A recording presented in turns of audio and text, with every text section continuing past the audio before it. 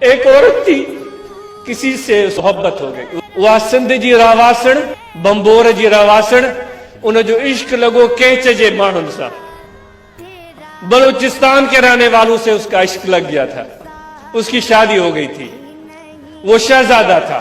ان کے بھائیوں کو پتا چلا کہ بھائی ہمارے باجا کا بیٹا ایک عورت کی محبت میں گرفتار ہو کر بمبور میں بیٹھ گیا ہے، بادشاہی اس نے بلا دی ہے۔ وہ جت اس کو لینے آئے، اس کو انہوں نے بے ہوش کیا، رات کے عالم میں اس کو لے کر چلے گئے۔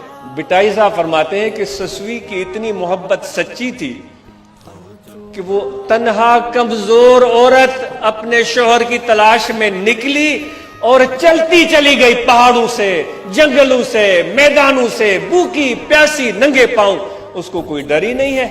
سوئی ہوئی ہے، اسرائیل پہنچ گیا۔ سوئی کیا تھی؟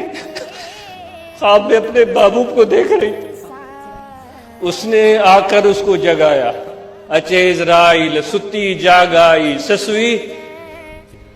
اس فرشتے کو دیکھا، ہم اور آپ نے بھی دیکھنا ہے، اس کمزور عورت نے بھی اس کو دیکھا، ڈری نہیں، ہم ڈر جائیں گے، وہ نہیں ڈری، آنکھیں ملتے ہوئے اس کو دیکھنے لگی، کہنے لگی ہو سکتا ہے میرے محبوب کا پیغام رسا مجھے اپنے محبوب کی خبر دے گا۔ تھی دوڑائے دلیل تپنو مانو موکل، موت کا وقت آ گیا ہے، ملک الموت سر پر کھڑا ہے، وہ کہہ رہی ہے کیا تجھے پنو نے بھیجا ہے؟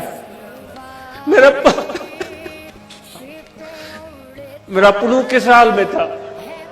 یہ ایک عورت کی محبت ہے، بس تم ہی بتاؤ عشق مولا کہ کمز لیلا بوت۔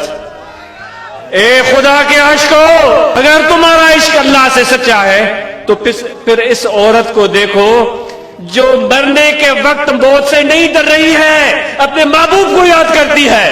فرشتہ بولتا ہے میں تیری جان نکالنے آیا ہوں۔ اس نے کہا کون سی جان؟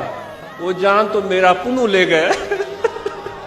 وہ ذکر والوں، وہ سجدہ کرنے والوں، حج اور عمرہ کرنے والوں، ایسی محبت کی چاشنی چکھی ہے کبھی؟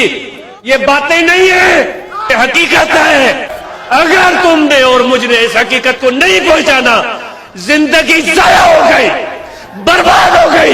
یہ دنیا کی رنگینیاں عارضی اور فانی ہے، جتنا جلدی سمجھ لو تمہارا اور میرا بھلا ہے۔ نہیں سمجھ سکے تو خون کے آنسو بہانے پڑیں گے، لیکن وہ خون کے آنسو کسی کام کے نہیں ہوں گے۔